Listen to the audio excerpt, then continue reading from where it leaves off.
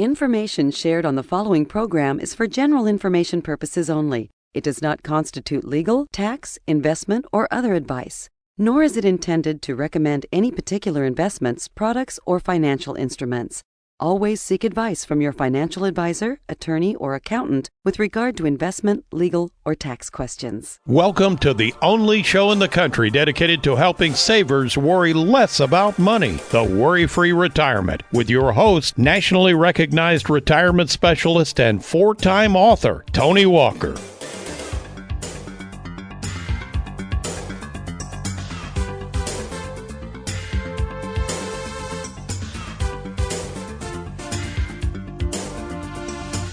Product versus process. It's something we in the financial world talk a lot about, but sometimes only give lip service to.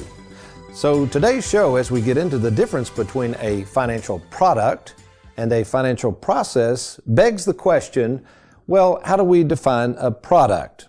Well, let's start with product and what Webster's has to do with this, but basically a product is a service that is either marketed or sold as a commodity.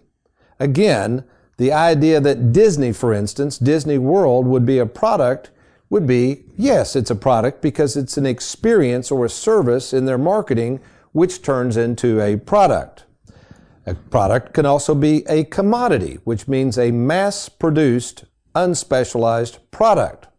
So as we think about products, they're usually something we can see, we can touch, we can experience, but then we get to this word process, which Webster's defines as a natural phenomenon marked by a gradual change that leads toward a particular result, or a series of actions or operations conducing to an end. And my favorite definition of process, continuous operation or treatment, especially in manufacturing. So why would a financial advisor start off a show about money and retirement with focusing on this word process when all the while the financial world focuses all their attention on financial products? Because the only way they make money, that is the financial world, on your money is by selling you products or charging you recurring fees, which is really just another way of flipping the products to manage your money. In other words, there's no money in the financial world in putting a process in place for savers. So they just stick with selling you products and charging you recurring fees to manage your money, whatever the heck that means. Which is why today I'm going to show you why having a process in place always trumps a bunch of financial products with no process in place. So, if you're ready, let's get started. Well, welcome folks to the Worry-Free Retirement. And yes, I am that little man in the sweater vest, financial process specialist and fiduciary, Tony Walker. And today we're going to share with you the keys to a worry-free retirement and reveal why financial products without a process can actually create more worry than had you been sold something entirely different.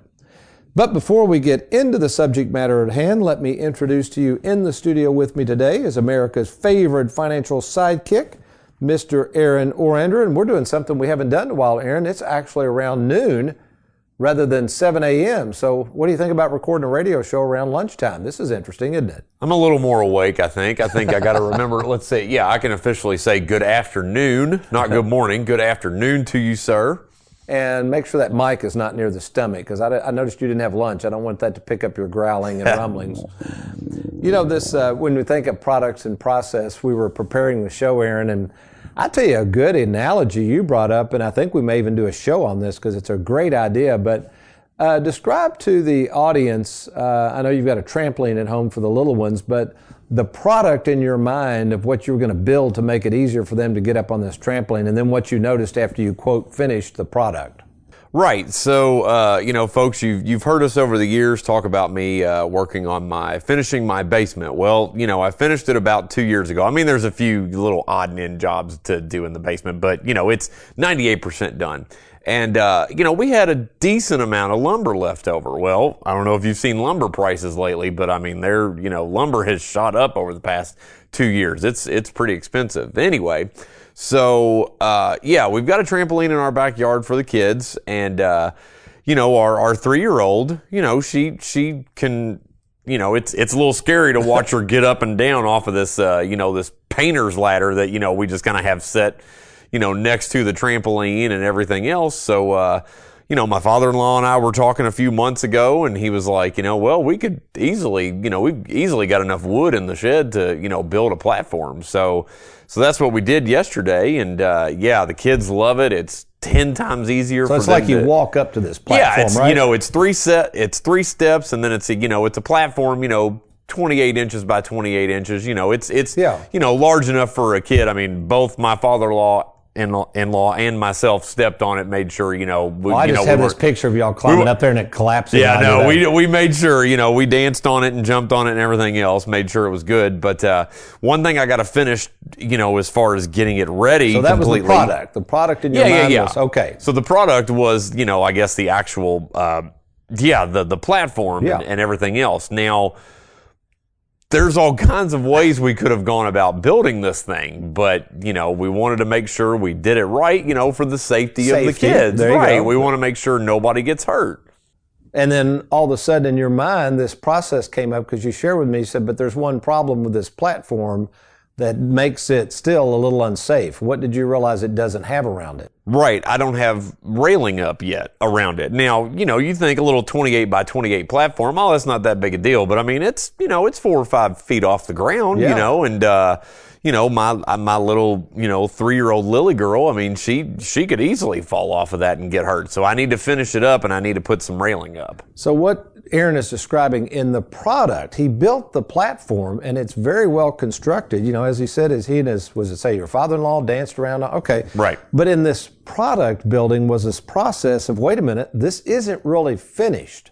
So when I come back, we're going to talk about this. You all think you've got a finished process in place because you've got a 401k or you've got all these mutual funds you've purchased or whatever it is.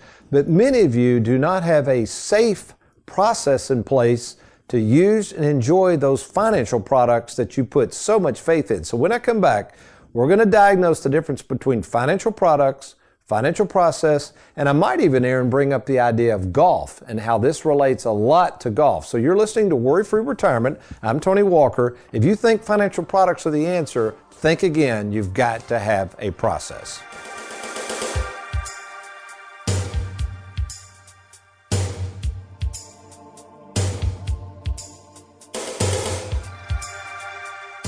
Getting ready to roll over your 401k to an advisor you barely know?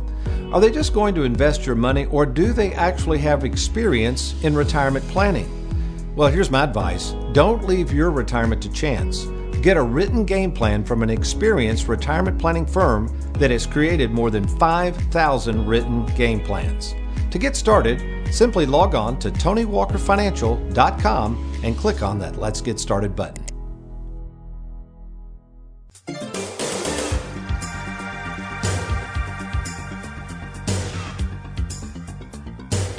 Welcome back to the Worry-Free Retirement. Tony Walker here, and we are talking about the difference between having financial products in retirement, which obviously you've got to have, and the idea of having a financial process. Now, folks, we have a process at Tony Walker Financial. We call it the Worry-Free Retirement, and it's a 5-step process. But what a lot of people don't realize is all the different processes we put in place at Tony Walker Financial for all the different things we do. So if you're just now joining us, let me remind you what Webster's Dictionary says in terms of what a process is. It's a natural phenomenon marked by gradual changes that lead towards a particular result, or it could be a series of actions or operations conducing to an end.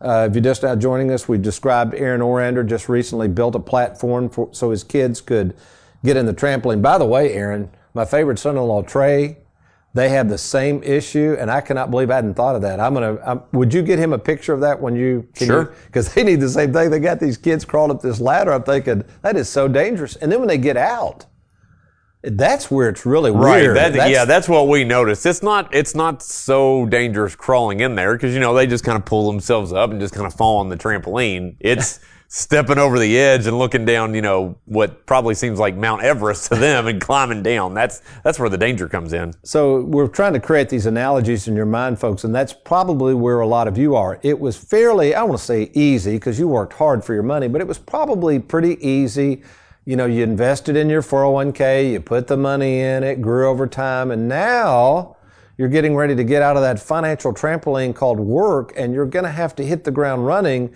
and it's pretty dangerous. And if you don't have a process in place for these products, many of you are going to have to back off on the stock market. Many of you have way too much money still in the stock market. You're getting out of that financial trampoline and you're going to tumble. So you've got to have some safeguards in place, and that's what we at Tony Walker Financial do. So this whole idea of this process versus the products, let's kind of look at, first of all, understanding where we are as a society. Now, I'm going back in my notes here, Aaron.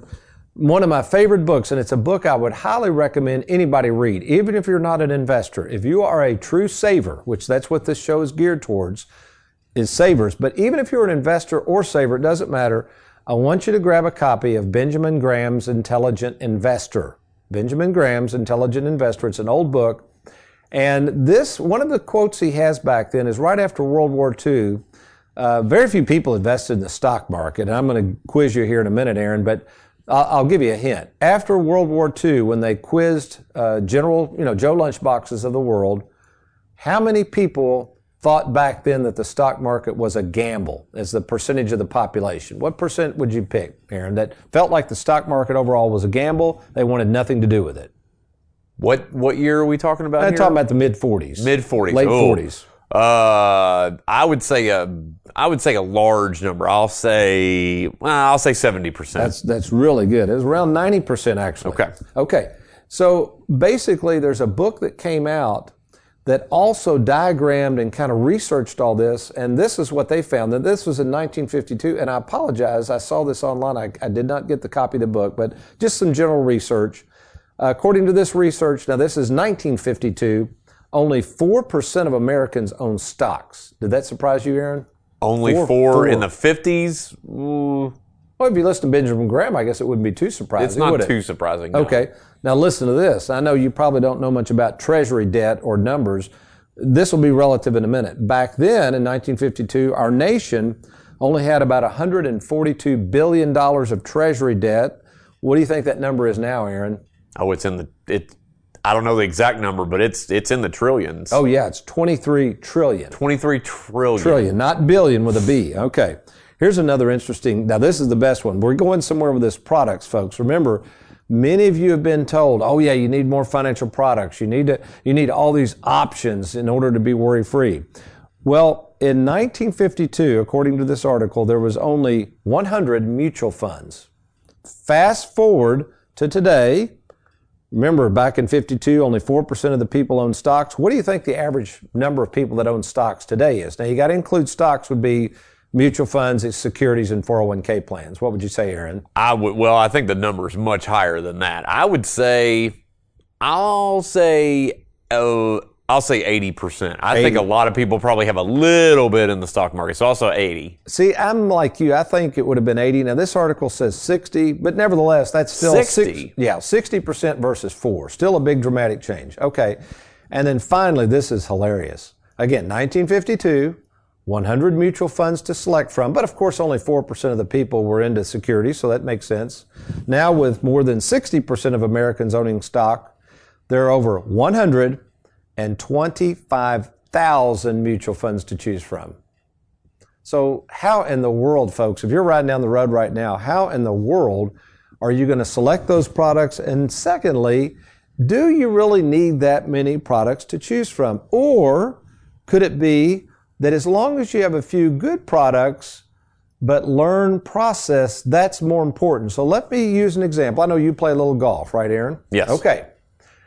So in the golf bag, actually I made a list of different things that really are products in golf that are supposedly to make you better at golf. Let me just name the products. Obviously there's golf clubs, right? Sure. And, I mean, there's a ton of golf clubs, right? Yeah. How many makers of clubs are there? Oh. It's crazy. Hundreds. Even wedges. Do you know how many different wedges you can buy? I don't want to cut you off, but that was kind of the first thing when we were kind of going through this and kind of talking about golf was wedges were kind of the first thing that popped in my mind, because I remember when I was learning to play golf, I just kind of thought it was the silliest thing that there's a difference between a pitching wedge and a sand wedge. And it's like, well, what?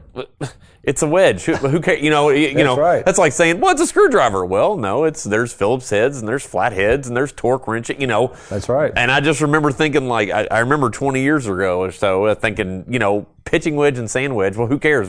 Just grab a wedge out of your golf club and out of your golf bag and let's roll. Let's go. Yeah, I've got a pitching wedge, sand wedge, a 54-degree wedge, and then I've got a gap wedge now. Did you know there's such thing as a gap wedge? Never heard of a gap wedge. Yeah, I hardly ever use the thing, but boy, it sure sounded good. All right, so we have golf balls. Think of all the different golf balls you can choose from.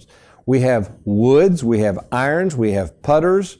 Something I recently purchased, I hate to admit this, but it is more fun. Simulators. I have a golf simulator in my home now. I love it, but that's the gym I used to go to had a golf simulator. It was awesome. And there were different simulators I could have chosen. There's tons of products. Alignment sticks, all kinds of golf aids. I've got this thing, it's called a divot mat, where you see your divot. Yeah. So those are all products, and I'm not saying those can't help your golf game, but let's back up a minute, Aaron. So let me quiz you. Let's say you had some old Top Flight X'd out golf balls. You had just an old 7-iron that was built 20 years ago, maybe one wedge in your bag. No alignment sticks, no simulator devices, maybe just a basic putter. But, okay, for 5 hours, I've arranged to have you meet up with Tiger Woods. And for 5 hours, Aaron, he's going to take those 3 clubs I just mentioned, and he's going to give you golf lessons and work on your swing. If you had to choose between golf lessons, golf swings, lessons with Tiger Woods for 5 hours, or the best clubs money could buy, what would you choose? I'd probably go with Tiger Woods' course. Bingo. So the point is, folks, while golf clubs, while financial products, while all these things are important, it is how you swing the clubs. It's how you swing your money. And what you get with Tony Walker Financial is someone who brings not just good products to the table, although we limit the number of products. We're going to talk to our own Wes Walker in just a second about what we do.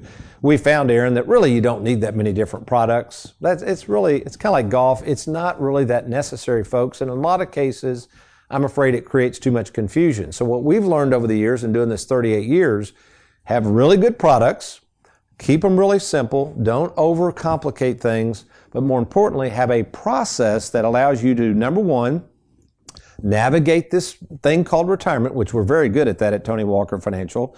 And then number two, how to properly use these clubs so that you can get the most out of this game we call retirement.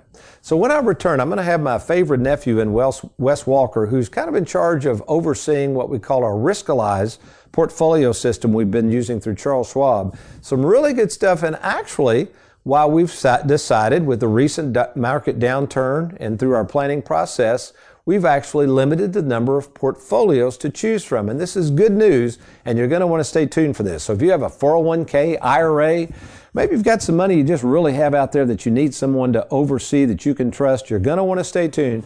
I'm Tony Walker. You're listening to The Worry-Free Retirement. I'll be right back.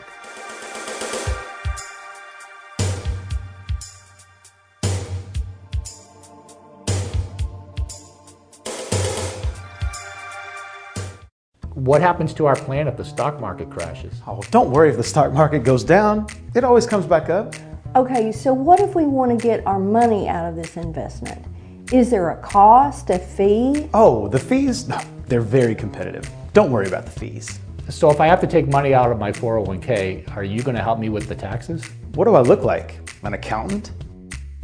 Don't leave your retirement to chance. Get a second opinion from TonyWalkerFinancial.com. With the uncertainty of the stock market, now may be the best time to consider moving your 401k to safer territory.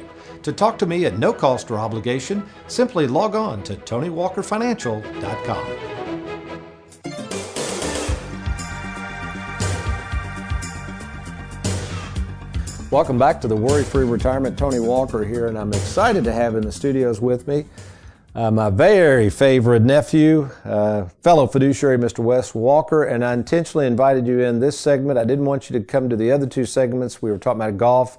I was afraid you and I'd get off on tangents and not talk about money at all. Is that fair enough? Yeah, we could have gone 30 minutes just talking about pre-shot routines and what clubs we're swinging. So probably a good call to take me in a little later on this one. Oh, I do got a little pop quiz, Wes. Give you a hint. Of course, today's show is about product versus process.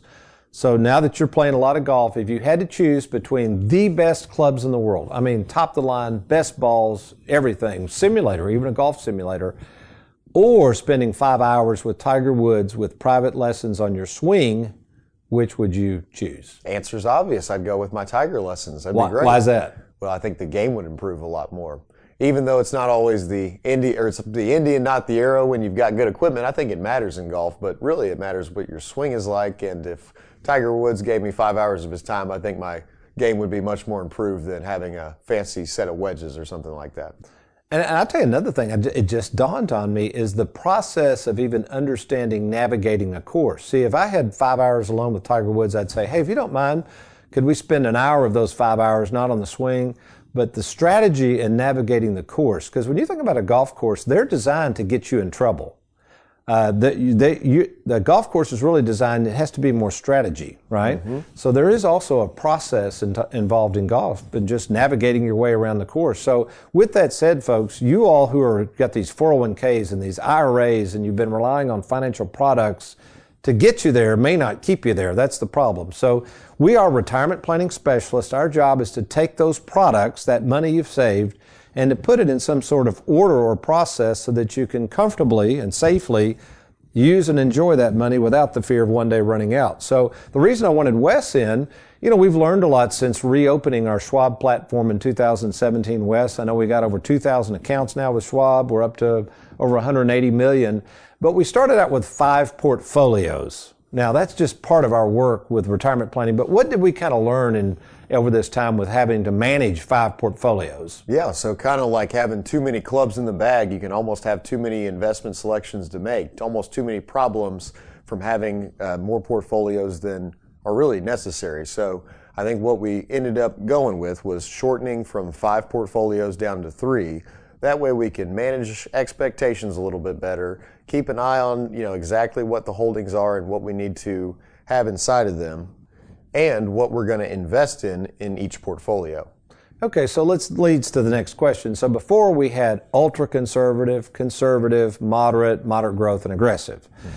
Mm-hmm. And what we found as we record this show on May 31st, 2022, with bonds tanking and stocks all over the place, even our ultra-conservative caught us off guard. I mean, a lot of those portfolios, which we use a software called Riskalyze, did not anticipate how much loss a lot of those would occur. So we kind of ditched the idea of ultra-conservative because, folks, the caveat here is we do a lot of annuities and fixed annuities, which are guaranteed not to lose money. If you invest any money in our Charles Schwab platform, it doesn't matter what the conservative or ultra-conservative, whatever it is, they can lose value. They just can. That's just the way they're set up. Even if we have government bonds. I mean, I know personally, I have a lot of money in government bonds. They're down right now. It's just the way they are. So we removed the name ultra-conservative just because, hey, that can go down too. We removed aggressive because really that doesn't fit our clientele. We don't really ever invest, quote, aggressively. That almost sounds like Bitcoin and stuff.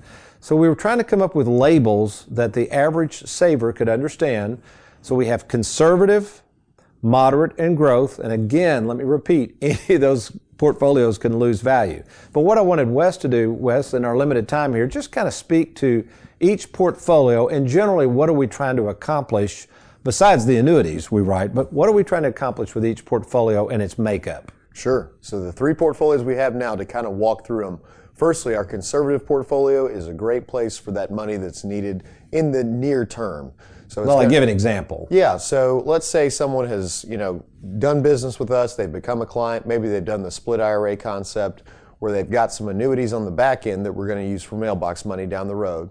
Well, between now and when they take that annuity income, they're going to need a source of what we call liquidity. And they need it now. They might need the money, either need it in lump sum or they need income now, right? Sure. So we might set up a monthly distribution, say $2,000 a month, that we're going to have a link to their checking account from their Schwab and just be sending that money until we kick in the income from the annuities.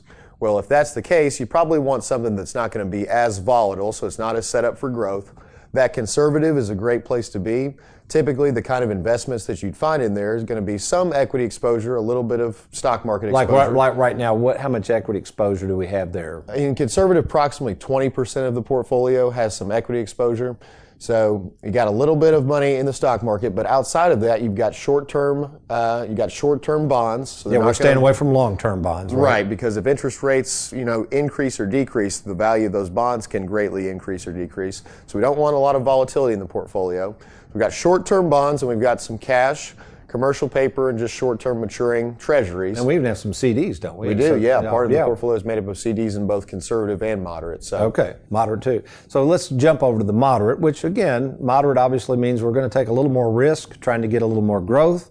Roughly, Wes, and these change, folks, again, as we record this show on May 31st, 2022, we could modify these, but currently, what does the moderate kind of make up? Yeah, so the moderate's going to have more equity exposure, a little bit more exposure to the stock market. Maybe we're not taking systematic withdrawals from this. We could be, and there may be situations where we are taking withdrawals from this account, but maybe we've got a little bit more time for this to grow and accumulate. So we might have up to 50% of the portfolio in equities or stocks. The rest, again, is going to be in short to intermediate term bonds. With interest rates kind of poised to increase, we would prefer that those bonds be a little bit more short term just to negate the effects of rising interest rates. But yeah, that's going to be, and then 10% to CDs in the moderate. So that's kind of the makeup there. And, we've got, of course, we moved out of long-term bond exposure. We've got probably more cash in some of those accounts, but speak to that too when we do what's called a cash raise to make sure that we've got plenty of money to make those distributions. As I said, folks, we're more excited to give you your money back than a lot of financial advisors in the world want to keep it. So there is a reason to have cash. Give an example why we might have extra cash sitting in a portfolio. Yeah, so when we do these cash raises, I think this is really where the value of somebody who's based in retirement planning is. When you're young and you're socking money into these accounts, I don't know that there's necessarily a reason to pay a financial advisor, maybe just to give you advice, that sort of thing. But I mean, when you're my age, just stuffing money in, the whole goal is to accumulate.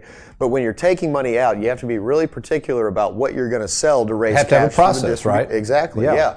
So you've got to think when you're raising cash for these distributions, you don't want to sell something necessarily that's at a loss. You want to be particular about the holdings that you're selling, and that's part of the value that we add. As we raise cash for these distributions that we're sending to folks, we're going to make sure we take the money from the right place at the right time. I remember this was, I don't know if you had started with us or not, several years ago. Somebody came in, they wanted me to look up their situation. They were really, really upset with their advisor because of the tax liability, and I couldn't figure out what happened. So got their tax return. I started looking at things. I noticed the gentleman sold all of his positions to cash. This was an after-tax account. This is a non-qualified account, right? And triggered, the gentleman ended up paying over $100,000 in taxes. He called the broker and was fuming, and the broker said, hey, you wanted to move your portfolio. Tax planning is not what we do. Tough luck. I mean, that's what he said, basically. That's tough luck. So this whole issue, folks, of planning for retirement and having a process of when to take money out from where is a huge, huge issue, and one that we at Tony Walker Financial take very seriously. And finally, our growth portfolio. Speak to that just a little bit and why somebody might want money in our growth portfolio. Yeah, so particularly in retirement, there might be a few scenarios where you do want some money in a little bit of a, if you might call it a riskier position. Really all that means is you're going to have more exposure to the stock market. So, but there's a couple situations where you might have that. Maybe it's a Roth account where you're going to defer a long period and you want to have the potential for some upside growth. Maybe you've got this annuity income as a guaranteed floor and you're okay taking some risk with the money outside of those annuities because you do want to leave a larger legacy or even just grow it for the future. So we do have our growth portfolio. In that portfolio, you could have up to 75% of it in the stock market, in equities. But assuming that's what they want to do, that's okay because that's over the long term, stocks are going to give you the greatest potential for increase in value. And that's another thing, folks. We have, because of the rising cost of managing these accounts, we have had to institute a $50,000 minimum. So just kind of be aware of that if you're wanting to consider investing through Tony Walker Financial. We do have to have a $50,000 minimum account size now for these Schwab portfolios. Well, Wes, we're about out of time. Brother, thanks for joining us. And I think we're going to, speaking of golf, we're going to be smacking it around this Sunday, aren't we? I think so. Yeah, just don't show me up too bad, okay? Well, no promises there, yeah. Well, folks, you've been listening to Worry Free Retirement. If we can be of help to you, if you're at or near retirement, got a 401k, IRA, money languishing in the bank, and just want to meet with us at no cost or obligation, just log on to TonyWalkerFinancial.com, where you can call us at 877-499-9255. That's 877-499-WALK. Well, until next week, you remember between now and then, if all else fails, you be worry-free. Make it a good one.